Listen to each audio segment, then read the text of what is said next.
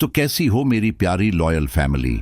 मैं आपका अपना मिस्टर एक्स आज आपके लिए केरल के अंतर्गत घटी ऐसी घटना सुनाने जा रहा हूं जो सभी लड़कों को सुनने की बहुत ज्यादा जरूरत है। मैं जानता हूं कि मेरे सभी फैमिली मेंबर बहुत ही अच्छे व्यक्तित्व वाले इंसान हैं, लेकिन मैं उन लोगों की बातें कर रहा हूं जो आप अपने आसपास देखते हैं, जो अक्सर लड़कियों को गलत नजरों से देखते हैं, लेकिन गलत इरादे रखने वालों के साथ आखिर में जो परिणाम निकलता है वो उसकी बिल्कुल भी नहीं सोचते हैं।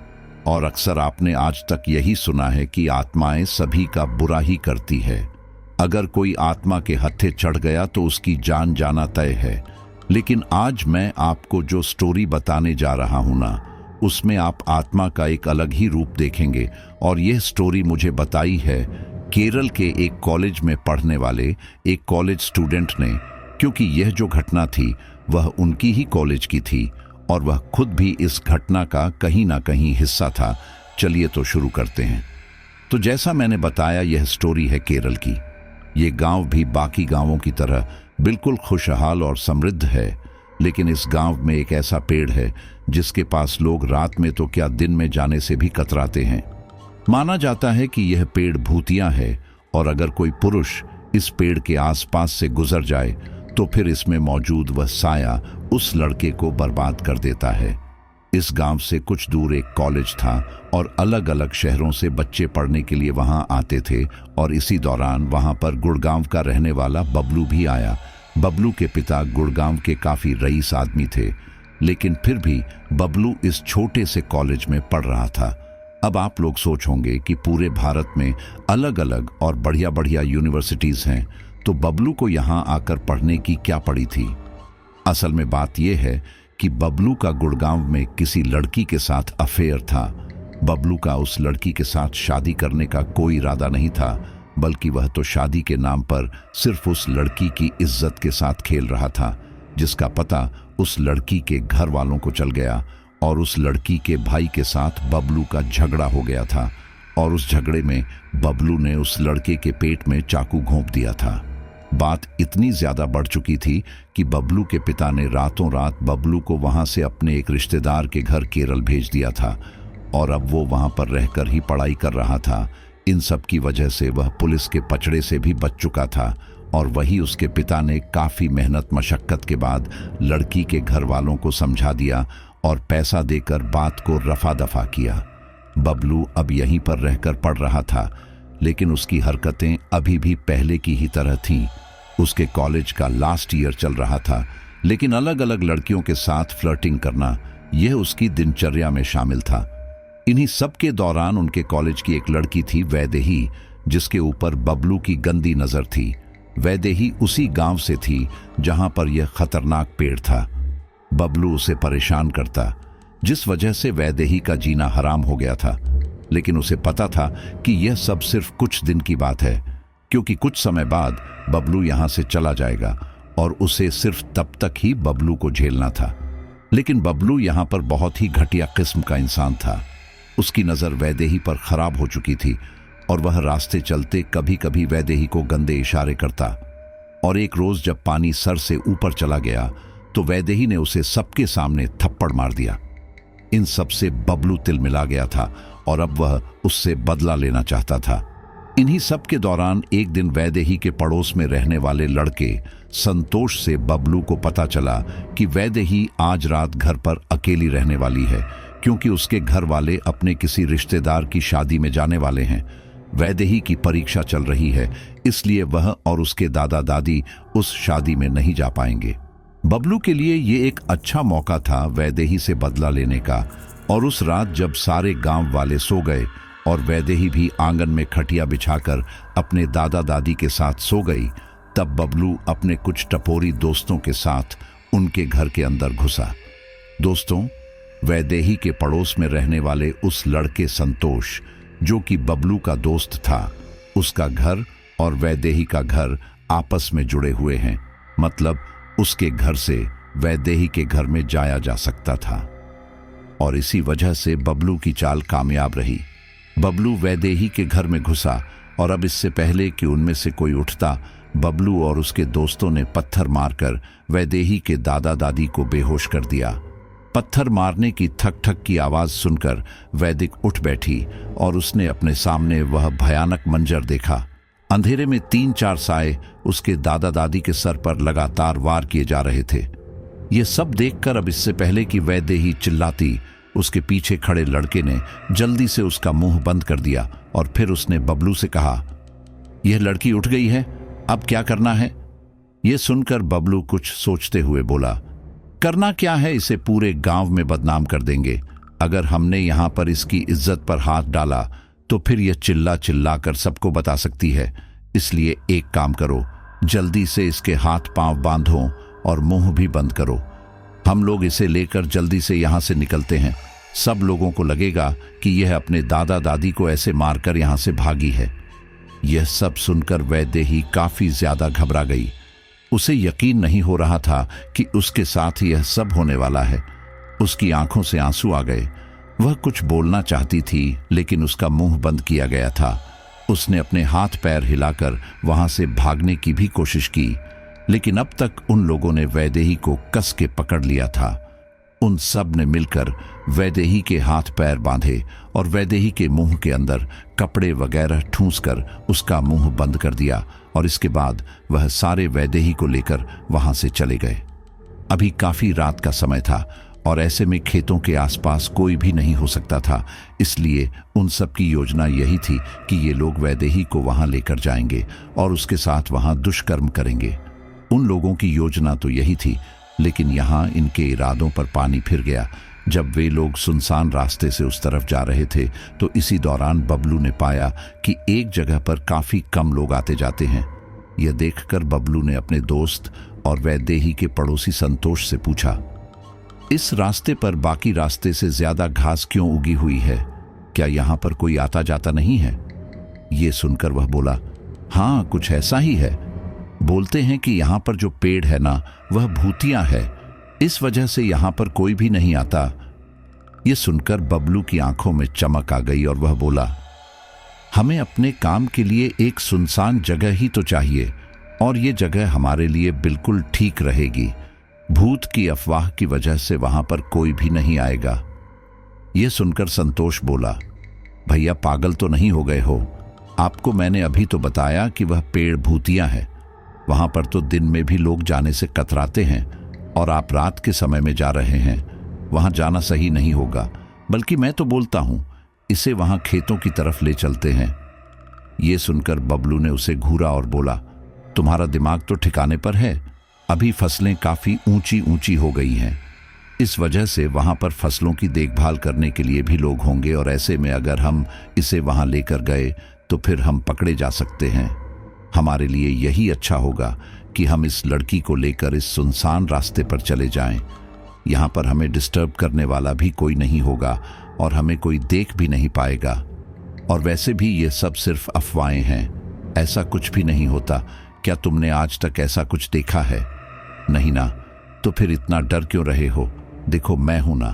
बबलू के साथी उसके आश्वासन पर उसके साथ उस सुनसान जगह पर गए जहां पर वह भूतिया पेड़ था। वह जगह इतनी ज्यादा सुनसान थी कि वहां की हवा भी बहुत रहस्यमय ढंग से चल रही थी।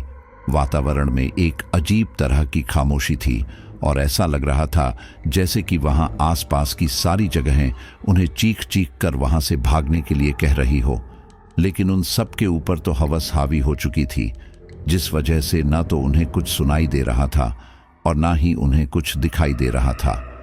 बबलू ने उस पेड़ के पास लाकर वैदेही को पटक दिया, लेकिन अब इससे पहले कि कोई कुछ करता, उस पेड़ में कुछ हरकत हुई।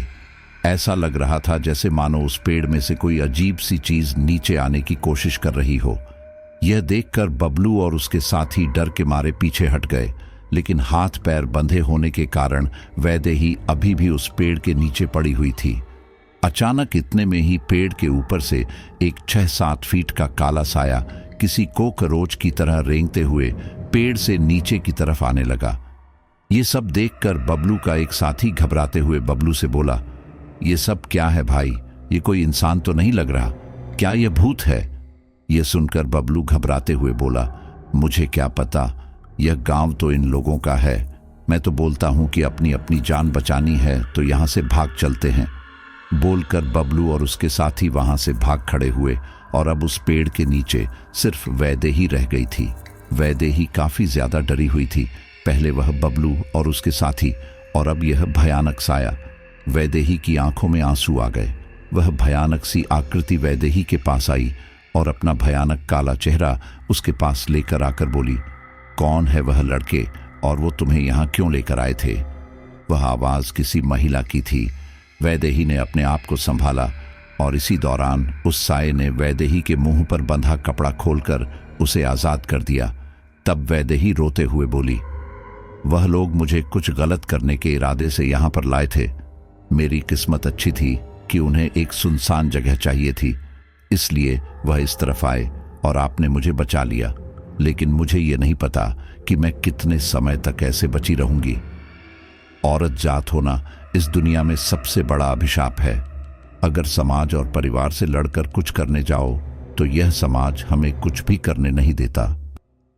यह सुनकर उस साये ने वैदेही की ओर देखा और बोली, तुमने बिल्कुल सही कहा। इस दुनिया में औरत होना सबसे बड़ा अभिशाप है। पहले परिवार वालों पर भरोसा करो, उसके बाद अगर कोई पसंद आ जाए तो उसके लिए परिवार वालों से लड़ाई करो, और अगर जिसे तुम पसंद करते हो उसका हाथ थामकर तुम अपने परिवार वालों समाज के खिलाफ जाओ और वही तुम्हें धोखा दे दे तो कैसा लगता है वह तुम समझती हो। उस समय जब मुझे वह धोखा मिला तो मैंने अपने जीने की बची खुची उम्मीद भी छोड़ दी। मुझे धोखा देने वाले को तो समाज ने स्वीकार कर लिया, लेकिन समाज ने मुझे बिल्कुल स्वीकार नहीं किया। क्या गलती थी मेरी? अगर दो लोग मिलकर एक ही गलती करते हैं तो दोनों को सजा भी तो एक ही मिलनी चाहिए। लेकिन यहाँ पर पुरुष जात की तो सारी गलतियां माफ हो जाती हैं, लेकिन यहाँ पर अगर औरत के दामन पर एक भी दाग लग गया तो फिर वह दाग उसकी मौत से ही छूटता है। यह सुनकर वैदेही बोली, आप यक्षी पेड़ पर रहने वाली भूतनी हो ना? मैंने सुना तो था कि आपने भी किसी के ऊपर भरोसा किया था और उसकी वजह से आप इस पेड़ में ही कैद होकर रह गई हो। देखिए, अगर आपको धोखा मिला था तो आपको अपने परिवार के पास वापस जाना चाहिए था। मरना तो कोई विकल्प है ही नहीं ना। यह सुनकर वह साया बोला, तुम अगर ऐसी अस्त व्यस्त हालत में अपने घर जाओगी तो फिर आसपास के लोग तुम्हारे दामन पर कीचड़ जरूर उछालेंगे, और इतना ही नहीं, तुम्हारे घर वाले भी तुम्हें कोसेंगे, जबकि इन सब में तुम्हारी कोई भी गलती नहीं है। लेकिन हम लड़कियों के लिए समाज के नियम बहुत कठोर हैं। हमसे घर की इज्जत होती है, लेकिन घर में हमारी कोई इज्जत नहीं होती। यह सुनकर वैदेही सोच में पड़ गई, क्योंकि उसकी बात सच तो थी। वह ऐसे इस हालत में अगर गांव में जाएगी तो फिर गांव वाले तो उसे जीते जी मार डालेंगे, और फिर अगले ही पल उसे याद आया कि उन लोगों ने उसके दादा दादी के ऊपर भी हमला किया था, और अगर उसे उन लोगों की जान बचानी है तो अब उसे गांव जाना ही पड़ेगा। वैदेही ने उस साए से जल्दी से अपनी रस्सियां खुलवाईं और फिर जाने लगी। उसे इस तरह से देखकर वह साया बोला, मैं तुमसे काफी ज्यादा प्रभावित हूं। यहाँ पर तुम्हारी ही काफी समस्याएं हैं, लेकिन फिर भी तुम अपनी इज्जत की परवाह किए बिना अपने घर वालों की जान बचाने के लिए जा रही हो। वैसे तुम्हें एक बात बता दूं तो जब तुम वापस जाओगी तो उन हैवानों की नजर दोबारा तुम्हारे ऊपर पड़ जाएगी, और इस बार तो तुम मेरी वजह से बच गई, लेकिन अगली बार नहीं बच पाओगी। यह सब सुनकर वैदेही अपनी जगह पर जड़ हो गई। ठीक इसी दौरान वह साया दोबारा बोला, देखो, तुम जानती हो कि मैं सदियों से यहाँ पर रहकर क्या कर रही हूँ। इस पेड़ के आसपास जब भी सूरज ढलने के बाद कोई भी आदमी आता है तो मैं उसके शरीर पर कब्जा करते हुए उसे परेशान करती हूँ। लेकिन अब यहाँ पर कोई आदमी तो है नहीं, लेकिन तुम हो, तो अगर तुम इजाजत दो तो मैं तुम्हारे साथ तुम्हारे घर आ सकती हूँ, और फिर उसके बाद कोई भी तुम्हारे ऊपर आंख उठाकर भी नहीं देख पाएगा। चिंता मत करना, मैं एक औरत हूँ और दूसरी औरत का नुकसान नहीं पहुंचाऊंगी। वैदेही के लिए तो यह एक तरफ कुआं और दूसरी तरफ खाई वाली बात थी, क्योंकि अगर वह इसकी बात नहीं मानती तो फिर समाज बिरादरी में उसकी कोई इज्जत नहीं रहती, और अगर वह इसकी बात मान लेगी तो फिर उसे बबलू और उसके साथियों से प्रोटेक्शन मिलेगी, और इसलिए उसने उसकी बात मान ली। और इसके बाद वह साया वैदेही के साथ उसके घर पर आने लगा। जब वैदेही घर पर पहुंची तो उसने पाया कि उसके दादा दादी अपनी आखिरी सांस ले रहे थे। यह देखकर वैदेही काफी ज्यादा घबरा गई। ठीक इसी दौरान वह साया बोला, अगर तुम कहो तो मैं ठीक कर दूंगी, लेकिन बस बदले में मुझे इनका थोड़ा खून चाहिए होगा। वैदेही ने सोचा कि अगर थोड़ा खून देने से इसके दादा दादी बच जाते हैं तो इसमें हर्ज ही क्या है, इसलिए वह मान गई। उस प्रयत्नी ने उसके दादा दादी के सर पर मौजूद घाव को चाटा और फिर अगले ही पल उनके सारे घाव ऐसे भर गए जैसे कि कभी वहां पर थे कि नहीं, और इसी के साथ ही वह लोग बिल्कुल ठीक थे। यह सब देखकर वैदेही को काफी ज्यादा खुशी हुई और उसने उस साये का धन्यवाद दिया। वैदेही को अब समझ आ चुका था कि यह साया उसके काफी काम आने वाला है, और इसी वजह से वैदेही अगले दिन पूरे आत्मविश्वास के साथ कॉलेज गई। उसे इस तरह से देखकर बबलू और उसके साथी हैरान रह गए। उन्हें यकीन नहीं हो रहा था कि उस प्रेत के शिकंजे में आने के बाद वैदेही बच कैसे सकती है। वो लोग यह सोच ही रहे थे कि तभी अचानक संतोष बबलू के पास आया और उससे कहा, भाई कल रात को तो हमने इसके दादा दादी को पत्थर मारकर बेहोश कर दिया था। अब तक तो वह लोग जिंदा भी नहीं बचने चाहिए थे, लेकिन आज सुबह मैंने उन्हें देखा। वह लोग तो बिल्कुल तंदुरुस्त लग रहे थे। उनके सर पर जख्म का निशान तो छोड़ो, मच्छर काटने का निशान भी नहीं था। ये सब सुनने के बाद बबलू और उसके साथी काफी ज्यादा घबरा गए और अब उन्हें समझ आ चुका था कि हो ना हो यह सब उस भूत की वजह से हो रहा है। और तब बबलू ने अपने साथियों से कहा, अब जो हो गया सो हो गया, उसे सब भूल जाओ, लेकिन हाँ, अब इस लड़की के पास कोई भी नहीं जाएगा। मुझे लगता है कि भूत ने इसे पूरी तरह पकड़ लिया है और अब वो इसे इतनी आसानी से नहीं छोड़ेगा। ये सुनकर संतोष बोला, ये नामुमकिन है, क्योंकि मैंने आज तक जब भी इस बारे में सुना है तो हमेशा यही पता लगा है कि उस भूत ने हमेशा आदमियों को ही पड़ा है, वो कभी औरतों को नहीं पकड़ता। ये सुनकर बबलू बोला, तो क्या इस बात को चेक करने के लिए तेरे गांव की औरतें उस पेड़ के पास जाती हैं? नहीं ना, तो फिर उन्हें कैसे पता कि यह औरतों को पकड़ता है कि नहीं? देख, बात क्या है कि औरतें तो घर की चार दीवारी में रहती हैं, लेकिन मर्द तो बाहर जाकर कमाता है ना। इस वजह से वह भूत आज तक किसी औरत को पकड़ नहीं पाया और कल रात को हमने उसके सामने ही वैदेही को डाल दिया था। इस वजह से उसने उसे पकड़ लिया। सिंपल बात जो भी हो, लेकिन इस लड़की के पास कोई भी नहीं जाएगा। लेकिन तभी उनका एक और साथी बोला, या ये भी हो सकता है कि उसने वैदेही को कुछ ले देकर छोड़ दिया हो, वरना यार इतनी आसानी से सब कुछ ठीक नहीं होता। तब बबलू बोला, जो भी हो, इस लड़की को पहले अच्छे से परख कर ही इसके पास जाएंगे। सब लोग यह बात मान गए और अब वे लोग जितना हो सकता था उतना वैदेही से दूरी बनाए रखे हुए थे। लेकिन यहाँ पर वैदेही के साथ जो साया था उसे पुरुषों से काफी ज्यादा नफरत थी और इस कॉलेज में उसे हर जगह आदमी ही आदमी नजर आ रहे थे और इन सब ने उसके दिमाग में पुराने घाव ताजा कर दिए। उसे याद आने लगा कि कैसे उसने उस आदमी के ऊपर भरोसा करके अपना सब कुछ छोड़ा था और जिसकी वजह से उसे मौत को गले लगाना पड़ा। वह इन्हीं सब के बारे में सोच रही थी कि तभी अचानक वैदेही के पास एक लड़का आकर बैठ गया और वैदेही से बात करने लगा। वह लड़का वैदेही से उसके नोट्स लेने आया था, लेकिन उस साये ने उस लड़के को एक जोरदार थप्पड़ मारा जिससे कि वह वैदेही से दूर जा गिरा। यह सब देखकर वैदेही थोड़ा हैरान रह गई और उसने हैरानी से उस साये की तरफ देखा।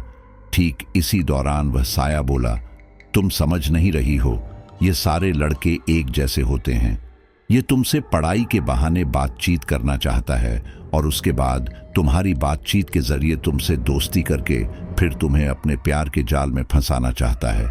लेकिन यह मैं होने नहीं दूंगी, इसलिए मैंने इसको तुम्हारे पास भी नहीं फटकने दिया। यह सब सुनकर अब इससे पहले कि वैदेही कुछ बोलती, वह लड़का बोल पड़ा, मैंने तुम्हें जो नोट्स दिए थे वह मुझे कल के कल वापस चाहिए। मैं तो बस इसी बारे में तुमसे बात करने आया था और तुमने मुझे इस तरह से थप्पड़ मारकर गिरा दिया। यह सुनकर वैदेही बोली, देखो मुझे माफ कर दो, मुझसे गलती हो गई, मैं कल के कल ही तुम्हारे नोट्स ला दूंगी। इसके बाद वह लड़का गुस्से में वैदेही को घूरते हुए वहां से दूसरी कुर्सी पर जाकर बैठ गया। वहीं इस दौरान वैदेही ने धीरे से उस साय से कहा, देखो अब तुम कुछ ज्यादा ही सोच रही हो। वह ऐसा नहीं है, वह तो मेरे भाई जैसा है और उसने तो मुझे सामने से बहन बोला है। उसके मन में ऐसा कुछ भी नहीं है। यह सुनकर वह साया इसके आगे कुछ न बोल सका। वही दूर से बबलू और उसके साथी भी यह सब देख रहे थे। यह सब देखकर बबलू बोला, तेवर देख रहे हो तुम लोग इस लड़की के? देखो कैसे वह लड़का पास ही बैठा था और उसने ऐसे धक्के मारकर गिरा दिया। यह लड़की तो हमेशा से ही घमंडी रही है और अगर कल रात को वह सब ना हुआ होता तो अभी तक तो मैंने इसका घमंड ही चकनाचूर कर दिया होता। बबलू ने यह बोला ही था कि इसके बाद अचानक से उसकी पीठ में हल्का सा दर्द होने लगा। उसे ऐसा लगने लगा जैसे कि उसकी पीठ पर न जाने किसी ने 20 किलो का बोरा रख दिया हो। बबलू को लगा कि शायद ज्यादा देर बैठे रहने की वजह से ऐसा हो रहा है, लेकिन असल में तो वजह कुछ और ही थी। कॉलेज खत्म होने के बाद वैदेही अपने घर जाने लगी, लेकिन ठीक इसी दौरान बबलू और उसके दोस्तों ने उसे बीच रास्ते में घेर लिया।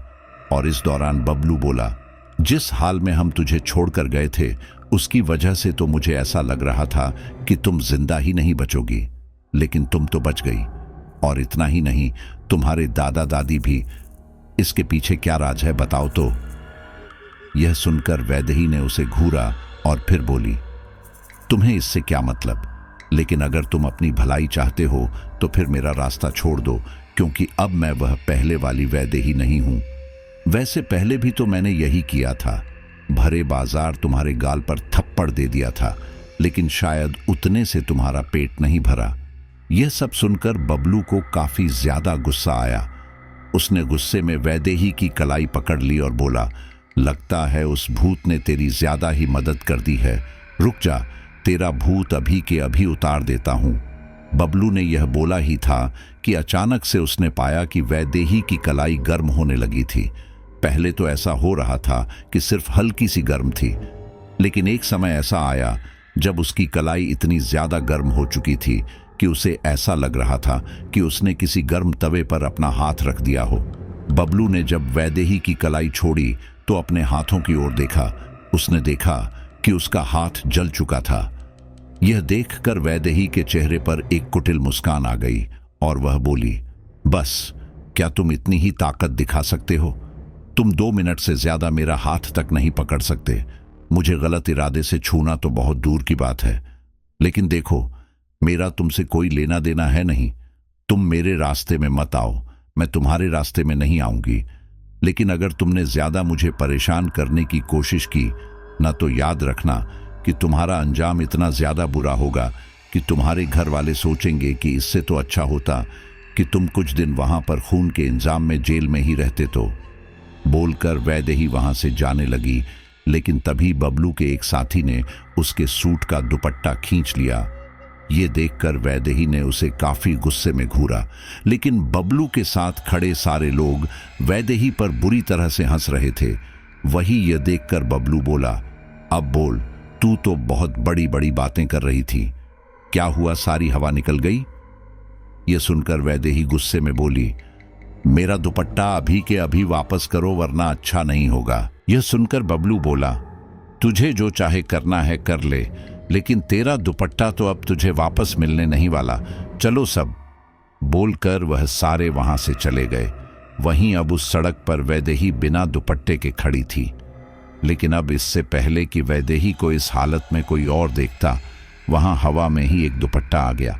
वह दुपट्टा वैदेही के कंधे पर आकर टिक गया और इसी दौरान वह साया बोला, पानी अब सर से ऊपर जा रहा है वैदेही, इन सबको कोई तगड़ा सबक सिखाना पड़ेगा, वरना फिर यह पूरी जिंदगी ऐसे ही रहेंगे। वैदेही के साथ अभी जो हुआ और रात को जो हुआ था, उसकी वजह से वह काफी ज्यादा गुस्से में थी और इसलिए उसने कहा, तुम उनके साथ जो करना चाहती हो करो, लेकिन मुझे इन चारों की आंखों में वही डर, वही खौफ देखना है जो मेरी आंखों में था।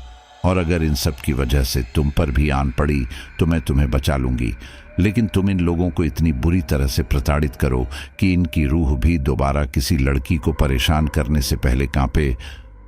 वैदेही का खुला साथ पाकर वह साया वहां से तेजी से चला गया। उसी रात वह लड़का जिसने कि वैदेही का दुपट्टा खींचा था, वह देर रात दारू पीकर घर वापस आया था। उसने दरवाज़ा खटखटाया और उसकी माँ ने दरवाज़ा खोला। उसे दरवाजे पर ऐसे देखकर उसकी माँ गुस्से में उसे भला बुरा कहने लगी, लेकिन उसने अपनी माँ को धक्का दिया और अंदर जाकर अपने कमरे में सो गया। इन सब के दौरान वैदेही का वह दुपट्टा भी उसके साथ था, जो कि आज उसके लिए किसी बुरे सपने से कम नहीं होने वाला था। देर रात को जब वह लड़का उठा तो उसने पाया कि उसके शरीर के आसपास कोई कपड़ा लिपटा हुआ है।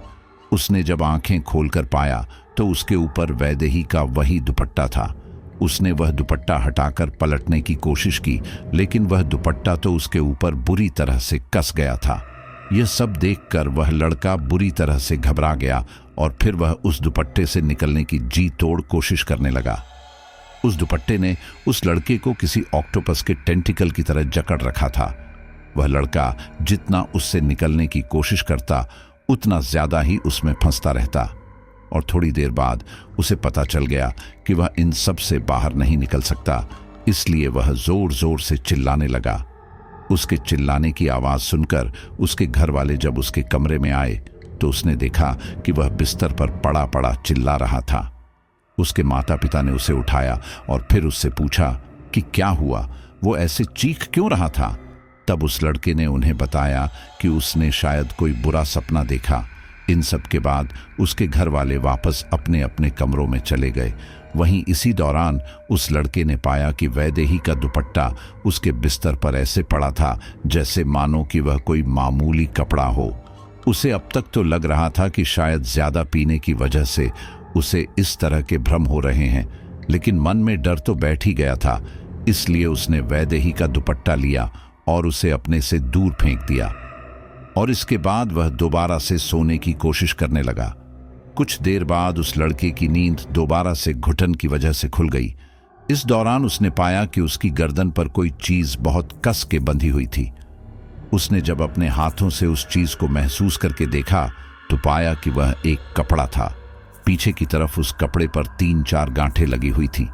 वह कपड़ा उसकी गर्दन पर काफी ज्यादा कस चुका था, लेकिन फिर भी उसने हिम्मत न हारते हुए जैसे तैसे उस कपड़े की सारी गांठें खोली और इसके बाद जैसे ही उसने वह कपड़ा हटाकर उस कपड़े की ओर देखा तो वह हैरान रह गया, क्योंकि यह वैदेही का ही दुपट्टा था। उस लड़के को याद आया कि अभी कुछ देर पहले ही तो उसने यह दुपट्टा उठाकर दूर फेंक दिया था और फिर अब यह अचानक से इसके पास कैसे आ सकता है।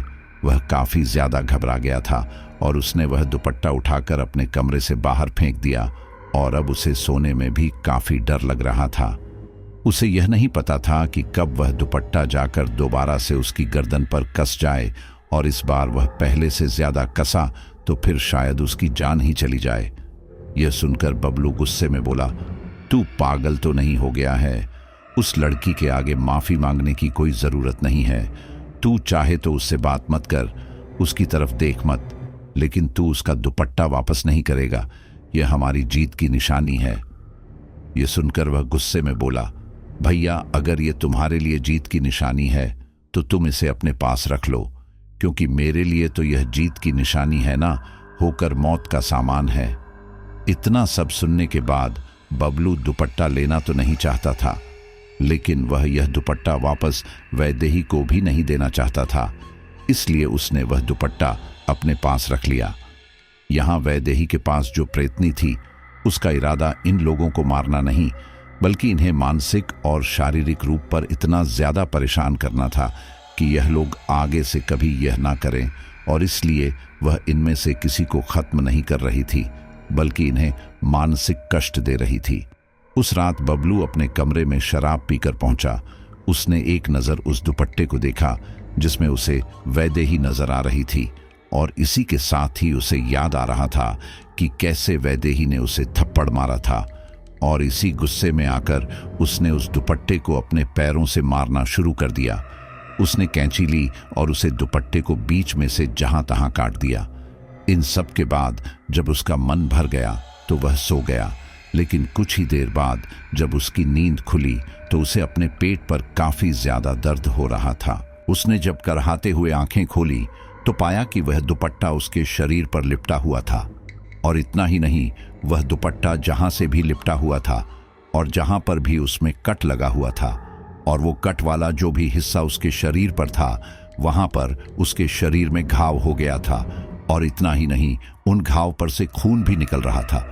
यह सब देखकर बबलू काफी ज्यादा घबरा गया और वह एकदम से उठा। उसके पेट पर काफी ज्यादा दर्द हो रहा था। उसने वह दुपट्टा अपने ऊपर से हटाने की काफी कोशिश की, लेकिन वह हट ही नहीं रहा था।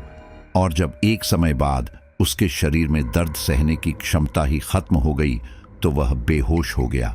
इसी दौरान कुछ समय बाद उसे दोबारा होश आया और उसने पाया कि उसने वह दुपट्टा एक चादर की तरह ओढ़ा हुआ है। और इतना ही नहीं, वह दुपट्टा बिल्कुल ठीक था। लेकिन हाँ, इसी के साथ ही बबलू को अपने शरीर में काफी ज्यादा कमजोरी हो रही थी। उसे ऐसा लग रहा था जैसे उसने 2-3 बोतल खून दान कर दिया हो। बबलू जैसे तैसे बिस्तर से उठा और उठकर बाहर जाने लगा, लेकिन इसी दौरान वह दरवाजे पर ही गिर पड़ा। उसके रिश्तेदारों ने जैसे ही उसे इस तरह से देखा, वह उसे लेकर डॉक्टर के पास गए।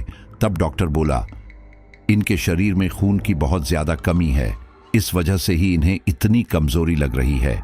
आप इन्हें खाना पीना ठीक से खिलाइए और मैं कुछ ताकत की दवाइयां लिख रहा हूं, यह भी समय पर देते रहना। इसके बाद वह लोग बबलू को लेकर घर आ गए और अब उसके अंकल उसके ऊपर काफी ज्यादा गुस्सा कर रहे थे, क्योंकि वह लोग बबलू को बहुत ही अच्छे से रख रहे थे। उसके खाने पीने का बहुत अच्छे से ख्याल रख रहे थे, लेकिन उसके बावजूद बबलू के शरीर में इतनी ज्यादा कमजोरी थी। अगर बबलू के घर वालों को इस बारे में पता चल जाता तो वह लोग उन्हें बहुत खरी खोटी सुनाते। इसलिए उसके अंकल बोले, अपनी शराब पीने की आदत की वजह से ही तुम्हारे साथ ऐसा हो रहा है, और अगर तुम्हें कुछ हो गया तो मैं तुम्हारे बाप को क्या जवाब दूंगा। इसलिए अब से तुम्हें कोई शराब नहीं मिलेगी, तुम अच्छे से खाओगे पियोगे, समझे। अगर ऐसा नहीं कर सकते तो फिर अपने पिता को बोल दो कि वह तुम्हें ले जाएं। बबलू के पास अभी 1 साल और था। इस साल के बाद ही बबलू की पढ़ाई पूरी होती, और इससे पहले अगर उसने यह जगह छोड़ी तो फिर उसके काफी साल खराब हो जाते, क्योंकि उसके नंबर इतने अच्छे नहीं आते थे कि कोई भी कॉलेज वाले उसे एडमिशन दे दे। इसलिए उसने उनकी बात मान ली। बबलू को कमजोरी लग रही थी, इसलिए आज वह कॉलेज नहीं जा पाया था। इसलिए उसके दोस्त ही उससे मिलने आ गए थे, और तभी बातों ही बातों में बबलू ने रात वाली बात उन्हें बताई। उसने बताया कि कैसे उसने उस दुपट्टे को बीच में से फाड़ दिया था। ये सुनकर संतोष बोला, देखो, मुझे लगता है कि उस दुपट्टे को हमें हमारे पास नहीं रखना चाहिए। या तो उसे वैदेही को वापस कर देते हैं या फिर कहीं फेंक देते हैं। उन सब लोगों को ये बात सही लगी और इसलिए उन्होंने उस दुपट्टे को कूड़ेदान में फेंक दिया। और आज रात जब बबलू दोबारा से अपने कमरे में आया तो उसने पाया कि वह दुपट्टा वहीं उसके कमरे में था। उस दुपट्टे को वहां देखकर बबलू काफी ज्यादा घबरा गया था, लेकिन फिर उसने खुद को संभाला और फिर उस दुपट्टे को जला दिया। वह दुपट्टा जलकर राख हो चुका था और यह देखकर वह चैन से सो गया। लेकिन जब वह सोया तो उसने सपना देखा कि उसके घर में आग लग चुकी है और उस आग में वह जल रहा है। उस आग की जलन इतनी तेज थी कि बबलू सच में चीखने लगा था। उसकी चीखों की आवाज सुनकर उसके रिश्तेदार उसके कमरे में आए और वहां आकर उन्होंने देखा कि बबलू नींद में अपने लाइटर से खुद को जला रहा था। उन सब ने जैसे तैसे उसे जगाया। उसने अब तक खुद को काफी जगह से जला लिया था। वे लोग उसे अस्पताल लेकर आए, उसका इलाज करवाया। अब तक बबलू के घर वालों को पता नहीं कैसे इस बारे में पता चल गया था और इसलिए वे अपने रिश्तेदारों पर काफी गुस्सा कर रहे थे। उन्होंने समझाया कि उन्होंने उसका पूरा ख्याल रखा था, लेकिन वो तो सुनने को तैयार ही नहीं थे और बबलू भी दवाई लेकर सो गया था। अस्पताल से छुट्टी लेकर जब बबलू वापस घर आया तो उसने पाया कि वैदेही का वही दुपट्टा जो कि उसने उस रात जला दिया था, वह उसके बिस्तर पर ऐसे ही पड़ा हुआ था। बबलू को अब पहले से ज्यादा डर लगने लगा था, लेकिन अपने घमंड के आगे उसने झुकना मंजूर नहीं किया। वहीं दूसरी तरफ, ताकि बबलू अपने साथ दोबारा से कुछ ऐसा ना कर ले, इसीलिए उसके अंकल अब उसके कमरे में सो रहे थे। अब बबलू उस दुपट्टे को क्षति नहीं पहुंचा रहा था। शायद इसी वजह से अब उसके साथ ऐसा कुछ भी नहीं हो रहा था, लेकिन डरावने सपने उसे अब भी आ रहे थे। वहीं अब इतना परेशान होने के बाद उसने वैदेही से बदला लेने की एक खतरनाक योजना बनाई। ठीक होने के बाद जब वह कॉलेज गया तो उसे वहां वैदेही बिल्कुल शांत दिखाई दी। उस प्रेतनी ने वैदेही को सब बता दिया था, इसलिए उन लोगों के साथ क्या हो रहा था उसके बारे में वह सब जानती थी। कॉलेज खत्म होने के बाद बबलू और उसके साथियों ने वैदेही को घेर लिया और अब वो उसके साथ बदतमीजी करने लगे। बबलू उसका हाथ पकड़ते हुए बोला, अब बुला उस भूतनी को कि आकर तेरी मदद करें। अरे बुलाना। वैदेही ने जैसे तैसे अपना हाथ उससे छुड़वाया और उसे एक जोरदार थप्पड़ मार दिया। आज वैदेही का थप्पड़ इतना जोरदार था कि बबलू वहीं पर बेहोश हो गया। उसके साथी वैदेही को छोड़कर बबलू को संभालने लगे। इसी दौरान वैदेही बोली, मैंने सोचा था कि अभी तुम्हारे सामने तुम्हारी पूरी जिंदगी है, इसलिए मैं तुम्हारी इस बदतमीजी को भूल जाऊं, लेकिन तुम लोग तो इस लायक ही नहीं हो। अब आगे तुम्हारे साथ जो कुछ भी होगा उसके लिए मैं जिम्मेदार नहीं हूं। बोलकर वैदेही वहां से चली गई। बबलू के साथी उसे लेकर घर आए और बबलू को ऐसे देखकर उसके अंकल का गुस्सा 7वें आसमान पर जा पहुंचा और उन्होंने फौरन उसके पिता को फोन किया और कहा, देखिए जी, आप जल्दी से अपने बेटे को आकर यहां से ले जाइए और अब इसकी पढ़ाई वहीं करवाइए। अरे इसने तो हमारा जीना हराम कर रखा है। जब देखो तब गुंडागर्दी करके मार खाकर आता है, शराब पीकर घर में अजीब अजीब हरकतें करता है और आप अपने लाडले को कुछ बोलने की जगह हमें ही बोलते हैं। देखिए अब हमारी हिम्मत जवाब दे रही है, हम इसे और यहां नहीं रख सकते। बोलकर उसके अंकल ने फोन रख दिया और बबलू के दोस्तों से उसकी इस हालत का कारण पूछा। बबलू के दोस्त ये नहीं बता सकते थे कि बबलू किसी लड़की के साथ बदतमीजी कर रहा था और जिसकी वजह से उस लड़की ने उसे थप्पड़ मारा था। इसलिए उन्होंने उसके अंकल को बोल दिया कि ये कमजोरी से बेहोश हो गया था। उसके घर वालों ने डॉक्टर को बुलाया और उन्होंने बबलू का इलाज करके उसे ठीक किया। डॉक्टर ने उसे इंजेक्शन दिया और कुछ देर बाद जब बबलू को होश आया तो बबलू ने देखा कि उसके दोस्त संतोष के पास वही भयानक काला साया खड़ा था। यह देखकर बबलू काफी ज्यादा घबरा गया और वह चीखने चिल्लाने लगा और बार बार संतोष से बोलने लगा कि तेरे पास वह साया खड़ा है, उससे दूर हो जा। लेकिन संतोष तो क्या, किसी को भी वह साया दिखाई ही नहीं दे रहा था। धीरे धीरे करके सबको लगने लगा कि शायद बबलू को कोई मानसिक बीमारी है, जिस वजह से वह इस तरह की हरकत कर रहा है। बबलू अब ज्यादातर घर के अंदर ही रहता था और उसे वह साया हर जगह दिखाई देता था। इस वजह से वह चीखने चिल्लाने लगता, जिसकी वजह से डॉक्टर उसे नींद का इंजेक्शन लगाकर सुला देते और अब वह ज्यादातर सोता ही रहता था। इन्हीं सब के दौरान बबलू का पिता वहां पर आया और अपने बेटे को इस तरह से देखकर उन्हें काफी ज्यादा गुस्सा आया। उन्होंने अपने रिश्तेदारों को भद्दी भद्दी गालियां दी, बदले में वो भी चुप नहीं रहे। उन्होंने तो साफ साफ उनसे कह दिया कि अपने पागल बेटे को यहां से लेकर जाओ। इन्हीं सब के दौरान एक दिन जब बबलू के दोस्त उससे मिलने आए, तब बबलू के पिता ने उनसे कहा, मेरा बेटा पहले ऐसा नहीं था, यहाँ पर आकर ऐसे हो गया है। मुझे तो कुछ गड़बड़ लग रही है, क्या तुम इस बारे में कुछ जानते हो? देखो कोई बात है जिसे तुम लोग जानते हो लेकिन बता नहीं पा रहे हो तो तुम मुझे बता सकते हो, क्योंकि मुझे पता है कि मेरा बेटा किस तरह का है। इसने यहाँ पर भी इस तरह की कोई हरकत की ही होगी। ये सुनकर उसके सारे दोस्त एक दूसरे की शक्ल देखने लगे और फिर हिम्मत करके संतोष ने उन्हें सारी बात बताई कि कैसे उन्होंने वैदेही की इज्जत पर हाथ डालने की कोशिश की और उसके बाद ही यह सब हुआ। इन्हीं सब के दौरान उन्होंने उस दुपट्टा का भी जिक्र किया जो कि उन्होंने वैदेही से छीन लिया था। वह दुपट्टा अभी भी बबलू के पास था। बबलू के पापा ने वह दुपट्टा लिया और उसके दोस्तों से कहा कि वह यह दुपट्टा वैदेही को वापस कराएं और इसी के साथ ही उसे बोले कि बबलू को ठीक करवा दे। बात अब हद से ज्यादा बिगड़ चुकी थी, इसलिए वह लोग मान गए और उन्होंने वैदेही का दुपट्टा लेकर वैदेही को वापस कर दिया और कहा, देखो हम जानते हैं कि हमने बहुत बड़ी गलती की है, लेकिन प्लीज तुम हमें माफ कर दो। हमारे दोस्त बबलू की हालत बिल्कुल सही नहीं है। उसे वह काला साया हर जगह दिखाई दे रहा है। प्लीज तुम उसे ठीक कर दो। तब वैदेही बोली, मेरा इन सब में कोई हाथ नहीं है। जो भी तुम्हारे साथ हो रहा है उसकी वजह तुम लोग खुद हो, और मुझे लगता है कि उसके मन में कोई गिल्ट है। इस वजह से उसे इस तरह के दौरे पड़ रहे हैं। एक काम करो, उससे बोलो कि मेरे पैरों में गिरकर माफी मांगे। शायद इससे उनका गिल्ट दूर हो जाए और वह ठीक हो जाए। यह सुनकर वह सारे लोग एक दूसरे की शक्ल देखने लगे, क्योंकि वह लोग बबलू को बहुत अच्छी तरह से जानते थे। वह किसी मामूली लड़की के पैरों पर तो बिल्कुल भी नहीं गिरने वाला। इसलिए संतोष बोला, तू क्यों बात को बढ़ा रही है? तुझे तो पता है ना कि वह बड़े बाप की औलाद है। वह तेरे जैसी मामूली लड़की के पैरों में थोड़ी ना गिरेगा। उसने बोल दिया कि बात रफा दफा करो, तो तुझे भी बड़प्पन दिखाते हुए बात को रफा दफा करनी चाहिए। अगर आज उसे कुछ हो गया तो क्या उसकी मौत तू अपने सर पर ले पाएगी?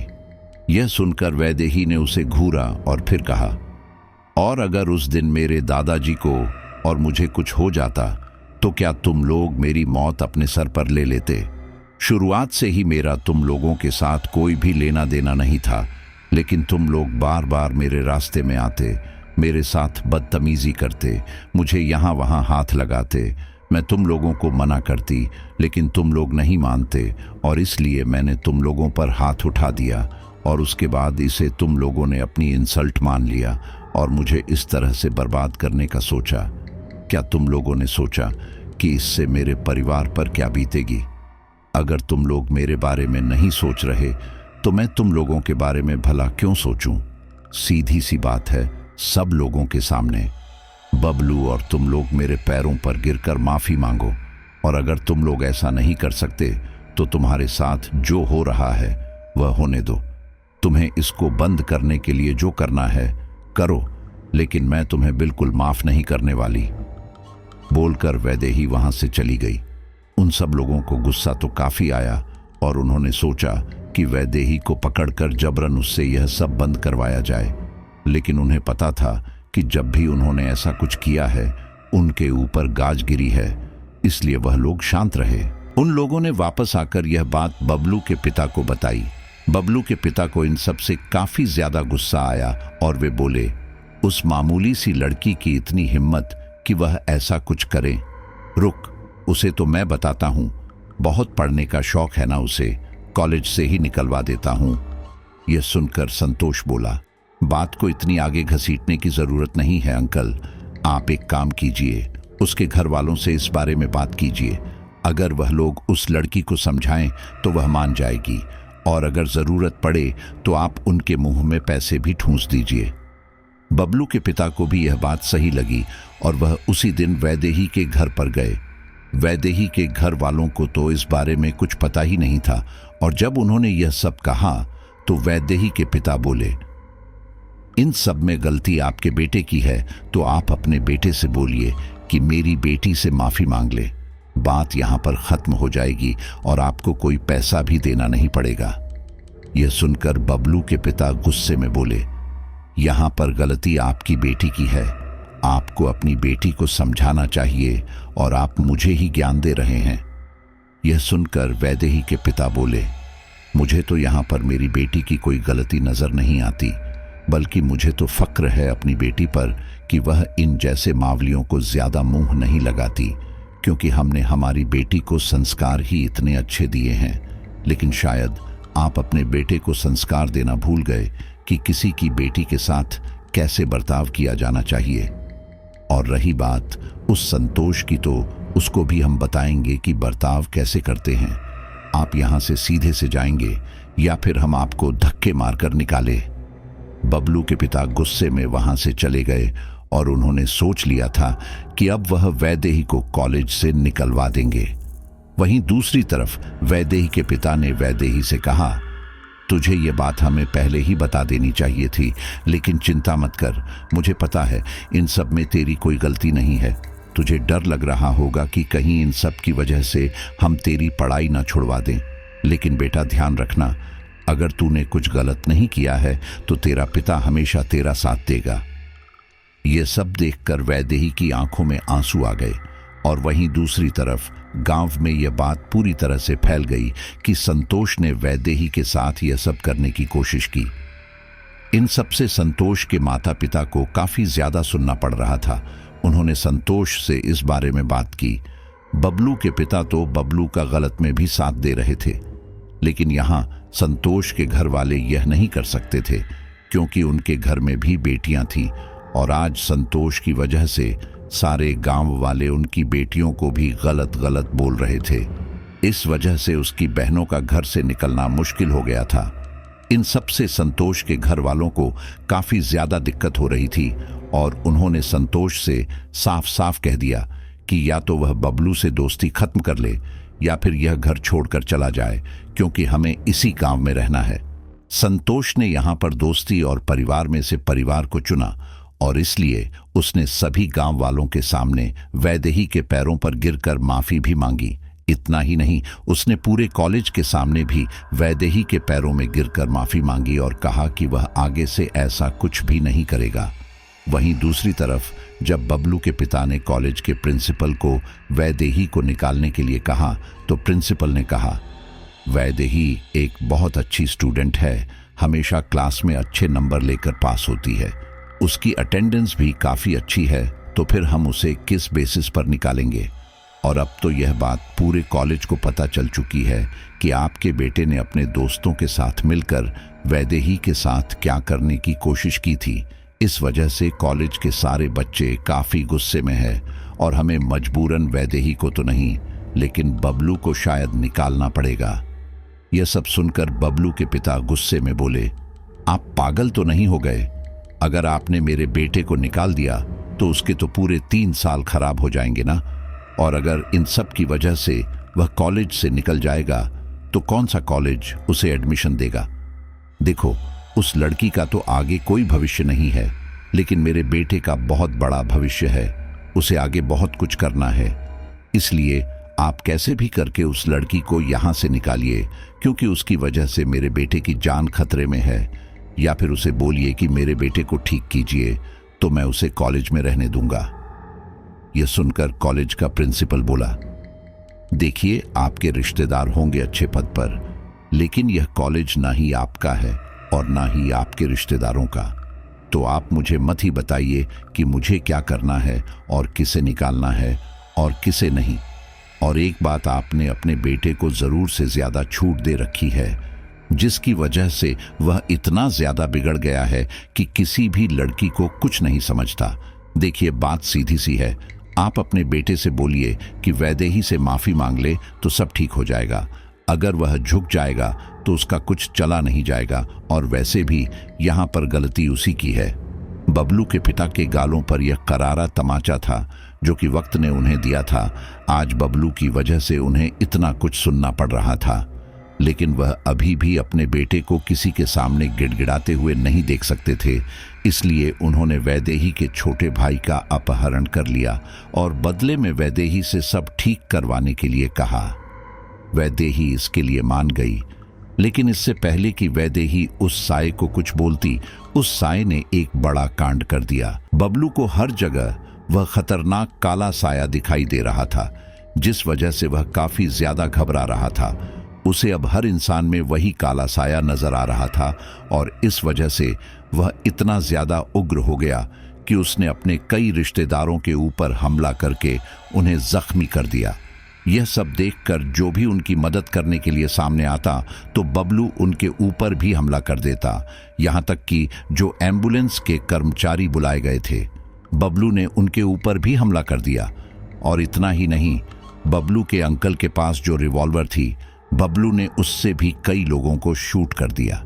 इन्हीं सब के दौरान वैदेही ने उस साये से कहा, मेरे भाई की जान खतरे में है, इसलिए अब तुम बबलू को छोड़ दो, क्योंकि इन सब से उसका तो कुछ नहीं जाएगा, लेकिन मेरा भाई चला जाएगा। तब वह साया बोला, तुम कुछ गलत नहीं कर रही हो, तुम उन सब के खिलाफ आवाज उठा रही हो, और जब भी कोई ऐसा करता है तो उसके परिवार वालों को पहले निशाना बनाया जाता है। मेरे ऊपर भरोसा रखो, सब ठीक होगा। इसके बाद वैदेही कुछ ना बोली। वहीं दूसरी तरफ बबलू के पिता ने वैदेही के भाई का अपहरण करके जहां पर छुपा कर रखा था, वह साया वहां पर आया और वहां मौजूद सभी लोगों को अब वह साया दिखाई देने लगा था। उन सब लोगों को एक दूसरे में वह भयानक साया दिखाई दे रहा था, जिस वजह से वह सारे के सारे या तो एक दूसरे से लड़ने लगे या फिर वहां से भाग खड़े हुए। इन सब के बाद उस साये ने वैदेही के भाई के हाथ पांव खोले और उसे लेकर सुरक्षित वैदेही के घर पर आ गई। अपने बेटे को सही सलामत देखकर वैदेही के माता पिता काफी ज्यादा खुश हुए और अब उन्होंने पुलिस स्टेशन में बबलू और उसके पिता के खिलाफ कंप्लेंट करवा दी थी। बबलू के रिश्तेदार पहले ही काफी ज्यादा जख्मी थे, ऊपर से अब उनके ऊपर बबलू का साथ देने के लिए भी पुलिस कंप्लेंट हो गई थी। बबलू का हाल देखकर उसके जो भी दोस्त उसके साथ थे उन लोगों ने भी बबलू से नाता तोड़ दिया और सब लोगों के सामने वैदेही से माफी मांगी। इतना ही नहीं, पुलिस स्टेशन में खुद बबलू के खिलाफ गवाही तक दे दी। इन सब की वजह से बबलू को जेल हो गई। अब बबलू बिल्कुल सामान्य था, उसे वह साया नजर नहीं आ रहा था, लेकिन उसके पिता ने उसे पागल बने रहने के लिए कहा ताकि उसे जेल ना हो। और बबलू के पिता ने जो भी बबलू का मेडिकल कर रहा था उसे भी पैसे दे दिए थे ताकि वह बबलू की वैसे ही रिपोर्ट बना कर दे। लेकिन यहाँ पर उस साये ने उस रिपोर्ट बनाने वाले डॉक्टर के ऊपर कब्जा कर दिया था, जिस वजह से उसने बिल्कुल सही रिपोर्ट बनाई। और अब यह बात साफ हो चुकी थी कि बबलू को कोई मानसिक बीमारी नहीं है। उसने वैदेही के साथ बदतमीजी करने की कोशिश की और यहाँ तक कि सब लोगों के ऊपर जानलेवा हमला भी किया। बबलू के पिता को इन सब से काफी ज्यादा गुस्सा आया, लेकिन वह अपने बेटे को जेल जाते हुए नहीं देख सकते थे, इसलिए उन्होंने बबलू से कहा, मैंने बहुत कोशिश की उस लड़की को समझाने बुझाने की, लेकिन वह तो समझ ही नहीं रही। तो अब एक काम कर, अगर तू जेल जाने से बचना चाहता है तो तू उस लड़की के पैर पकड़कर माफी मांग ले। तब बबलू बोला, आप पागल तो नहीं हो गए हैं? मैं उस मामूली लड़की के पैर पकड़कर माफी मांगूंगा, इससे तो अच्छा मैं पूरी जिंदगी जेल में ही रहूं। यह सुनकर बबलू के पिता गुस्से में बोले, पूरी जिंदगी जेल में रहना तुझे मंजूर है, लेकिन उस लड़की से झूठ मूठ माफी मांगकर बाहर निकलकर राजा की तरह जिंदगी जीना तुझे बेकार लगता है। और तूने यह तो किया, साथ में अपने रिश्तेदारों के ऊपर भी जानलेवा हमला कर दिया। अरे बुद्धि घास चरने गई थी क्या तेरी? अब इस वजह से कोई भी रिश्तेदार हमारी मदद भी नहीं कर रहा है। अब चुपचाप तू वैदेही से माफी मांग ले और रिश्तेदारों से मैं बात करता हूं। अपने पिता से समझाने पर बबलू इसके लिए मान गया और उसने वैदेही से सबके सामने माफी मांगी। बबलू ने जो भी किया था उसके नुकसान के भरपाई के लिए बबलू के पिता ने वैदेही को 10 लाख रुपए भी दिए। बबलू ने चूंकि माफी मांग ली थी, इसलिए वैदेही ने उसे माफ कर दिया और उसने वह पैसे भी नहीं लिए। वैदेही ने तो उसे माफ कर दिया था, लेकिन उसके रिश्तेदार अभी भी बबलू से काफी ज्यादा गुस्से में थे। बबलू ने उन्हें काफी चोट पहुंचाई थी, यहां तक कि उसकी आंटी तो इस हमले की वजह से कोमा में चली गई थी। बबलू के पिता ने उन्हें भी पैसे देकर मनाने की कोशिश की। उसके अंकल काफी ज्यादा चालाक निकले और उन्होंने बबलू के पिता की काफी सारी जमीन जायदाद ले ली। बेटे के लिए उन्होंने यह भी कर दिया और अब बबलू वहां से आजाद हो चुका था। जेल से छूटने के बाद बबलू अपने पिता से बोला, मैं जेल से तो छूट गया हूं, लेकिन उस लड़की की वजह से हमें काफी कुछ झेलना पड़ा, तो अब मैं उससे बदला लेना चाहता हूं। तब बबलू के पिता बोले, पागल मत बन, क्योंकि तुझे पता है ना इस वजह से हमें कितना नुकसान हुआ है। चुपचाप यहां पर अपनी पढ़ाई पूरी कर और उसके बाद वापस आकर हमारा काम संभाल। बबलू ने जो भी कांड किया था उसकी वजह से जब भी वह कॉलेज जा रहा था तो आसपास के लोग उसके ऊपर बुरी तरह से हंसते थे। इन सब से बबलू को काफी ज्यादा गुस्सा आ रहा था और अब उसने वैदेही को मारने का प्लान बनाया। उसने अपने दोस्तों से इस बारे में बात की। तब उसके दोस्तों ने उसे साफ साफ कह दिया, हमने जो पहले किया था उसकी वजह से हमें आज तक अपने घर वालों से और आस पड़ोस के लोगों से सुनना पड़ रहा है। इन सब से आपका तो कुछ नहीं जाएगा, लेकिन हम लोग जीते जी मर जाएंगे। हमारे घर वाले तो आपकी तरह अमीर भी नहीं है जो किसी को पैसा खिलाकर हमें छुड़वा दें, इसलिए इस काम में हम आपकी मदद बिल्कुल नहीं करने वाले। अपने दोस्तों से ना सुनकर बबलू को काफी ज्यादा गुस्सा आया और उसने सोच लिया कि वह वैदेही को अकेले ही ठिकाने लगा देगा। बबलू आज गाड़ी लेकर कॉलेज में आया। उसने योजना बनाई थी कि वह रास्ते में जाते वक्त वैदेही को अपनी गाड़ी से उड़ा देगा और फिर केस तो रोड एक्सीडेंट का बनेगा जिससे वह बच जाएगा। और यही सोचकर कॉलेज खत्म होने के बाद बबलू अपनी गाड़ी लेकर वैदेही के पीछे पीछे जाने लगा। लेकिन यहाँ पर बबलू जब कॉलेज से कुछ आगे गया ही था तो उसकी गाड़ी बंद पड़ गई। बबलू ने गाड़ी से उतरकर गाड़ी ठीक करने की कोशिश की और आखिरकार उसने गाड़ी ठीक कर दी और दोबारा से वैदेही के पीछे पीछे जाने लगा। वैदेही अब तक काफी आगे निकल चुकी थी, जिस वजह से वह उसे नजर नहीं आ रही थी। ठीक इसी दौरान उसकी नजर सुनसान रास्ते पर जाती वैदेही पर पड़ी। बबलू ने अपनी गाड़ी का रूट बदला और सीधे वैदेही के पास जाने लगा। वैदेही इस सुनसान रास्ते से निकलते हुए जंगल की तरफ जाने लगी। बबलू, जो कि गुस्से में इतना ज्यादा अंधा हो चुका था कि उसे यह भी ध्यान नहीं रहा कि वैदेही आखिर इस जंगल के अंदर अकेले क्या करने जाएगी। बबलू उसके पीछे पीछे जंगल के अंदर आ गया। ठीक इसी दौरान जब वह जंगल के काफी अंदर आ गया तो उसने पाया कि उसके सामने चलती वैदेही अचानक से हवा में गायब हो गई। यह देखकर बबलू को होश आया कि उसे काफी बड़ी गलती हो गई है। जिस लड़की के पीछे वह जा रहा है वह लड़की शायद वही साया है। बबलू ने अपने आप को संभाला और वापस से जाने के लिए गाड़ी मोड़ ली। वह कुछ आगे गया ही था कि तभी अचानक वही भयानक काला साया उसकी गाड़ी के सामने आ गया। वह भयानक ढंग से मुस्कुराते हुए बबलू को ही देख रही थी। यह देखकर बबलू काफी ज्यादा घबरा गया और अब वह वापस उस जंगल के अंदर की ओर जाने लगा। वह उस जंगल में काफी अंदर तक आ गया था और फिर अचानक उसे दोबारा से वही साया उसकी गाड़ी के सामने दिखाई दिया। बबलू ने एकदम से गाड़ी रोकी। उसे पता था कि अगर वह वापस गया तो उसे वापस से वही साया मिलेगा, इसलिए उसने एक खौफनाक कदम उठाया। उसने अपनी गाड़ी स्टार्ट की और फिर सीधे से उस साए को उड़ाने के लिए गाड़ी बढ़ा दी। कुछ ही देर में वह गाड़ी उस साए बिल्कुल पास आ चुकी थी और इसी दौरान वह साया वहां से गायब हो गया। बबलू को लगा कि वह जीत गया। उसने उस साए को वहां से भगा दिया है, इसलिए वह काफी खुश था। लेकिन वह भूल गया था कि यह जंगल है और इस जंगल के रास्ते पर थोड़ा संभल कर रहना चाहिए। बबलू की गाड़ी की रफ्तार काफी ज्यादा तेज थी, जिस वजह से वह संभाल न सका और उसकी गाड़ी सामने मौजूद एक पेड़ से बुरी तरह से टकरा गई। हालांकि बबलू ने सीट बेल्ट लगाई हुई थी, इस वजह से उसके सर पर तो चोट नहीं आई, लेकिन गाड़ी बुरी तरह से टकराने की वजह से उसके कांच टूटकर सीधे उसके शरीर में जा घुसे थे। बबलू वहां पर जख्मी हालत में पड़ा था। उसने मदद करने के लिए फोन लगाने की कोशिश की, लेकिन इसी दौरान उसने पाया कि उसके फोन की बैटरी पूरी तरह से जा चुकी है। बबलू जंगल के अंदर यहां पर था, ये बात किसी को भी नहीं पता थी, और अगर बबलू ने हिम्मत करके यहां से बाहर निकलने की कोशिश नहीं की तो फिर वह यहीं पर मर भी जाएगा तो किसी को पता भी नहीं चलेगा। बबलू ने जैसे तैसे हिम्मत करके गाड़ी का दरवाजा खोला और फिर उसी हालत में वहां से बाहर की तरफ जाने लगा। बबलू अपने दोस्तों के साथ यहां पर पहले भी आ चुका था।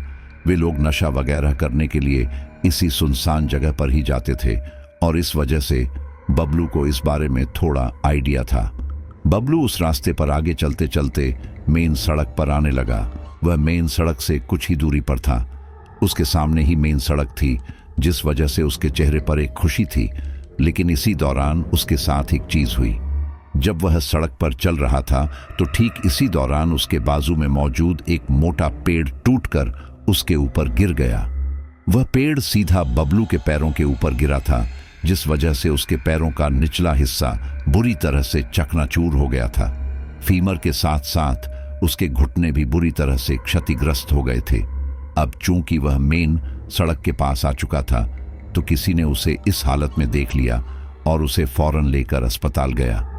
अस्पताल जाने पर उसकी जान तो बच गई, लेकिन यहां पर पता चला कि बबलू अब कभी भी अपने पैरों पर चल नहीं पाएगा, क्योंकि उसके दोनों पैर पूरी तरह से खराब हो चुके थे। बबलू के घर वाले उससे बार बार पूछ रहे थे कि आखिर वह सुनसान सड़क पर क्या करने गया था, लेकिन वह किसी को कुछ बता ही नहीं रहा था। तभी उसके दोस्तों ने सारी बात उनको बता दी।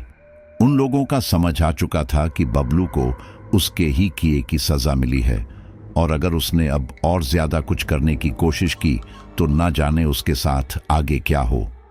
उन लोगों ने हाथ जोड़कर वैदेही से माफी मांगी और इसके बाद वादा किया कि कभी भी बबलू उन्हें परेशान नहीं करेगा। बबलू इस वजह से इतना ज्यादा परेशान हो चुका था कि वह परीक्षा में भी फेल हो गया, और इतना ही नहीं, वह मानसिक रूप से पूरी तरह से टूट चुका था।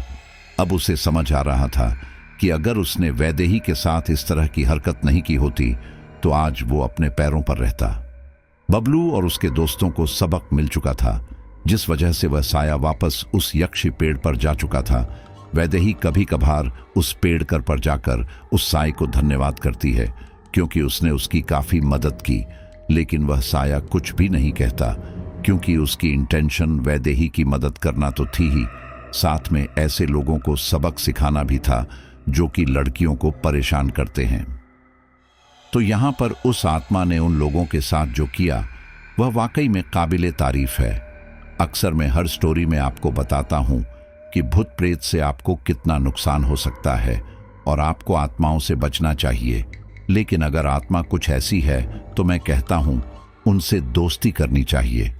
अगर वह आत्मा उस समय नहीं होती तो न जाने वैदेही के साथ क्या हो जाता, न जाने वह इस दुनिया को मुंह दिखाने के लायक होती भी या नहीं, क्योंकि हमारा समाज ही ऐसा है। क्योंकि अगर लड़के गलतियां करते हैं तो उनकी गलती कोई नहीं देखता, लेकिन लड़की की बिना कोई गलती होने के बावजूद भी समाज उसको बहुत ही घिनौनी नजरों से देखता है, और ऐसे देखने वाले लोग यह भूल जाते हैं कि उनके भी घर में माँ और बहन होती है। अगर उनकी माँ और बहन के साथ भी कोई ऐसा ही कर ले, क्या तब भी वह अपनी ही माँ बहनों को इसी नज़र से देखेंगे? और मैं तो भाई कहता हूँ कि अगर कोई आत्मा ही भी मेरी इस स्टोरी को सुनती है तो आप भी इस आत्मा के जैसे बनने की कोशिश कीजिए। और हमारे देश में न जाने हर रोज़ कितने ऐसे गलत काम होते हैं, कितने सड़कों पर दुष्कर्म होते हैं। तो ऐसे दुष्कर्मियों को आप ऑन द स्पॉट ही सज़ा दे डालें। लेकिन मैं जानता हूं कि ऐसा होना मुमकिन नहीं है, लेकिन वह कहते हैं ना, दोस्तों की उम्मीद पर तो पूरी दुनिया कायम है। तो मैं भी इसी उम्मीद पर कायम हूं कि हमारी जितनी भी भूत प्रेत चुड़ैल है, इन सभी का भी कोई ना कोई ग्रुप तो होता ही होगा ना। तो अगर यह सभी ग्रुप में डिसाइड करें कि इस धरती ऐसे कुछ भी गलत चीज नहीं होने देंगे, तो शायद किसी की हिम्मत ना हो जो किसी की माँ बहन की तरफ गलत नजरों से देख सके। चलिए, उम्मीद करता हूं स्टोरी आपको अच्छी लगी होगी।